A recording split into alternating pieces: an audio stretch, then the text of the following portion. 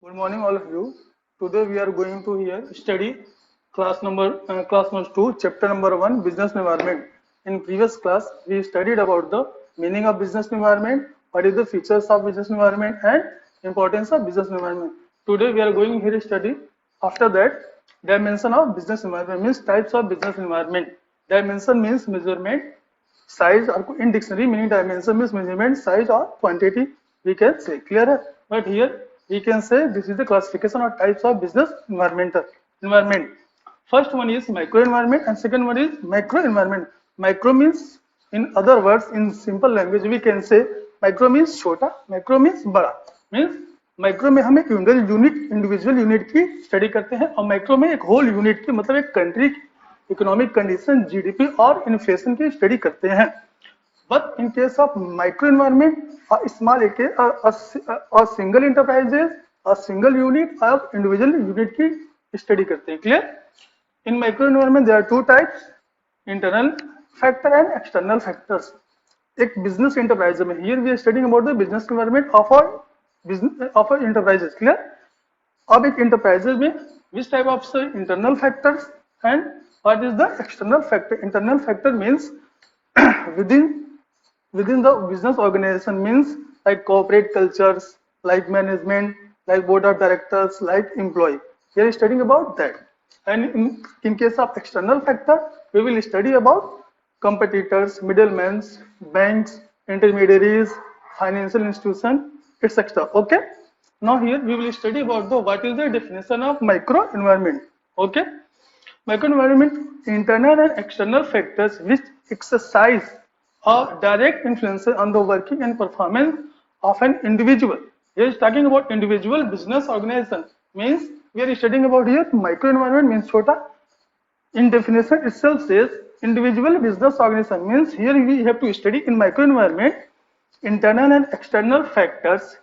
In case of internal definition of internal factors, in case of microenvironment, internal and external factors which exercise a direct influences on the working and performance of an individual business organization. Here is given 4 points. First point is internal and external factor. Second point is direct influence. Third point is working and performance. Third point is working and performance. And fourth one is individual business organization. Clear? Meaning is this.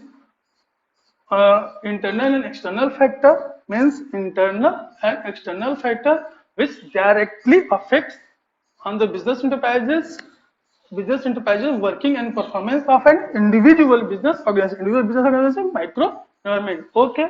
Now we will study types of now we will study what is the internal factors and what is the external factors.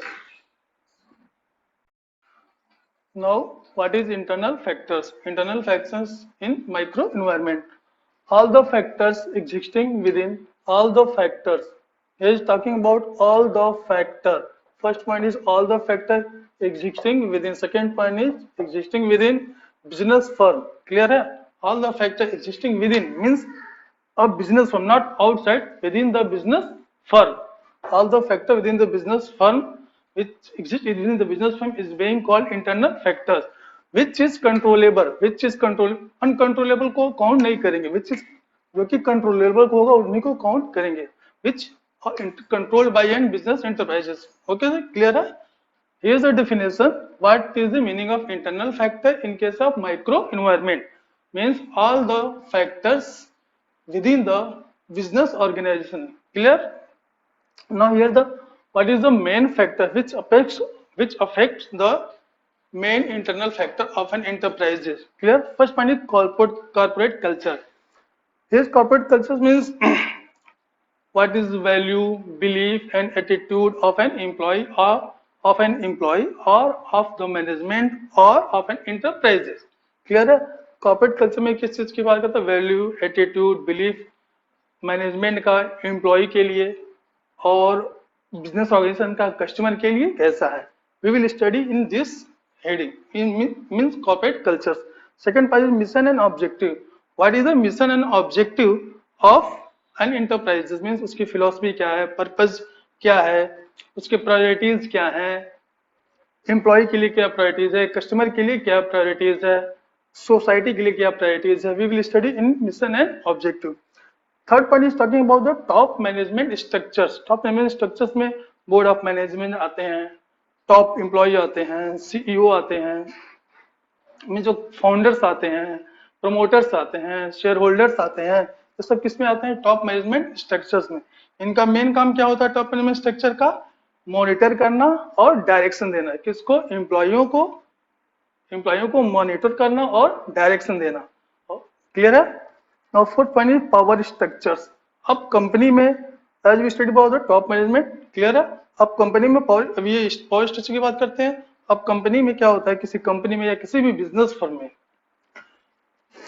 Top management means board of directors, CFO, CEO, share holders, clear है। ये सबके सब क्या होते हैं, सबके power segment divided होते हैं। अब यहाँ पावर स्ट्रक्चर में इंप्लॉय भी आ गए, ठीक है। अब इंप्लॉय, वर्कर्स, सपोर्ट स्टाफ, ये सब क्या होते हैं, सबके अलग अलग पावर डिसाइडेड होते हैं और सबकी अपनी अपनी अकाउंटेबिलिटी एंड रिस्पॉन्सिबिलिटी होती है, क्लियर है। ये सारे के सारे किस में आते हैं, इंटरनल फैक्टर्स में आते हैं। Fifth one is talking about the company image and brand equity. Company की इमेज एंड ब्रांड इक्विटी कैसी होनी चाहिए, मीन्स कंपनी टाइम टाइम से अपने एम्प्लॉयों को सैलरी देती हो, अपने सप्लायर्स को टाइमली पेमेंट करती हो, अपने कस्टमर को गुड्स अच्छा बेचती हो। ये कंपनी के इमेज एंड ब्रांड इक्विटी में आते हैं। जो कंपनी का जो प्रोडक्ट होता है, क्लियर है, कंपनी के जो भी प्रोडक्ट होते हैं, जैसे बाटा प्रोडक्ट हो गया, लिबर्टी प्रोडक्ट हो गया, नाइक का शूज हो गया, ये सब क्या होते हैं, इन सब कंपनियों की अपनी अपनी एक ब्रांड इमेज है, क्लियर है। कंपनी को कोई नहीं जानता which company is manufacturing that फला गुड्स हैज, कौन सी गुड्स, कौन सी कंपनी मैन्युफैक्चर करी, ये कोई नहीं जानता, बट ब्रांड को सभी लोग जानते हैं, क्लियर है। वैसे ही कंपनी है, कंपनी की इमेज जैसे आजकल बहुत ज्यादा पॉपुलर है पतंजलि, क्लियर है। तो पतंजलि एक कंपनी भी है और पतंजलि के नाम से गुड्स भी आती है, क्लियर। तो अपने सप्लायर्स के लिए, एम्प्लॉयों के लिए और कस्टमर के लिए कंपनी की इमेज एंड ब्रांड इक्विटी क्या है, वे हम इसमें डिस्कस करते हैं, क्लियर है। लास्ट पॉइंट आता है इसमें human resource and other resources. अब ह्यूमन रिसोर्सेज का जनरल मीनिंग होता है कि कम किस टाइप के एम्प्लॉय या कैसे एम्प्लॉय कंपनी में रखे जाएं, कैसे किस टाइप के एम्प्लॉय को कंपनी में रिटेन किया जाए, क्लियर है। तो इस सारे मैटर को हम इसमें डिस्कस करते हैं कि कंपनी को एम्प्लॉयों को मोटिवेट कैसे किया जाए, एम्प्लॉयों को मॉरल बूस्टअप कैसे किया जाए, एम्प्लॉय को कस्टमर के साथ अटैच कैसे किया जाए, एम्प्लॉय को कैसे मोटिवेट करें कि अच्छे से काम करें, गुड्स अच्छा प्रोड्यूस करें as per needs and preference of the customer. Okay, now next point will study about the external factors. Now our next topic is external factors. What is meaning of external factors? All individual group agency, all individual group agencies with which a particular business organization come into direct or frequent contact is comes under external environment. Okay, he is talking about all those individual group agency which is directly or frequently contact to a particular business organization is comes under external environment. Okay, now what is the main factors which is comes under external environment? First one is talking about the customers. Any business organization which is trading in goods or manufacturing in goods, manufacturing goods or trading in goods, clear है। तो goods किसको supply करेगा, customer को supply करेगा। Who will be the customer of an business organization, और individual में भी, house hold में भी, और गवर्नमेंट में भी, anyone who is purchasing goods to a business organization is being called customer, clear है। तो अब बिजनेस ऑर्गेनाइजेशन किसको गुड्स बेचेगा, कस्टमर को, किस टाइप के कस्टमर को, जिसके नीड्स एंड प्रेफरेंस इस बिजनेस ऑर्गेनाइजेशन को सूट्स करेंगे। Okay, this is the customers. First one is competitors. He is talking about there are lot there is a market में बहुत सारी कंपनियां हैं, क्लियर है।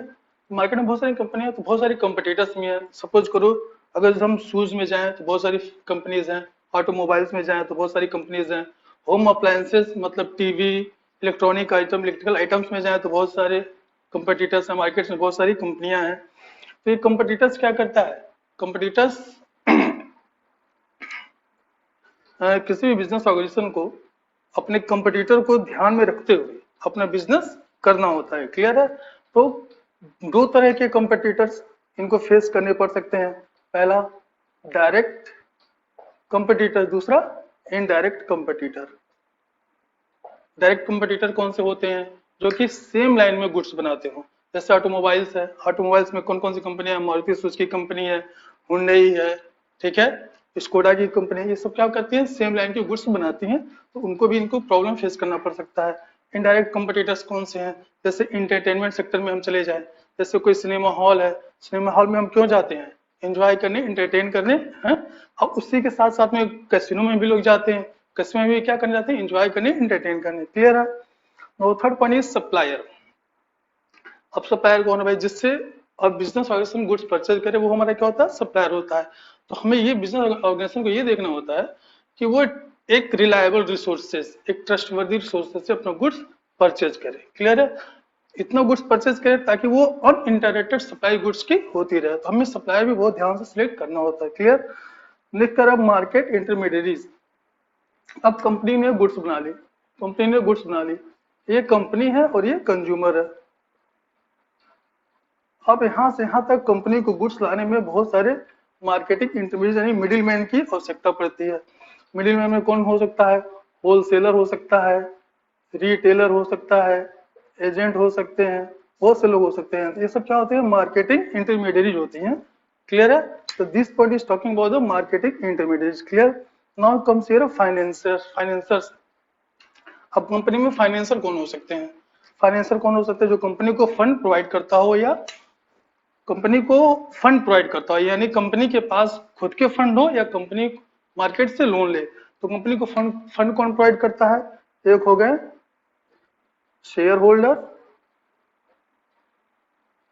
उसके बाद से डिबेंचर होल्डर जो कि कंपनी को लोन प्रोवाइड करते हैं, उसके बाद हो गए बैंक, बैंकिंग इंडस्ट्री जो कंपनी को लोन प्रोवाइड करता है, फिर उसके बाद हो गया फाइनेंशियल, फाइनेंशियल इंस्टीट्यूशन हो गए जो कंपनी को फंड प्रोवाइड करते हैं। क्लियर है? ये ताकि this point is talking about the financiers. Last and six point talking about the publics. Publics means ऐसे लोग, वो एक्सटर्नल फैक्टर, ऐसे लोग जिससे कंपनी के मिशन एंड ऑब्जेक्टिव को इफेक्ट पड़ता हो, इन्फ्लुएंस करता हो, इम्पैक्ट डालता हो कंपनी के मिशन एंड ऑब्जेक्टिव को। अब पब्लिक्स में कौन कौन से आते हैं? जैसे media house, electronic media, print media, जो कंपनी के फेवर में कोई न्यूज प्रिंट कर देते हैं और कंपनी की गुड्स एट वंस रातों रात बिकने लगते हैं। तो उस टाइप के लोग किस में आते हैं? पब्लिक्स में आते हैं। Okay, now will next point we will discuss in our next video. Thanks.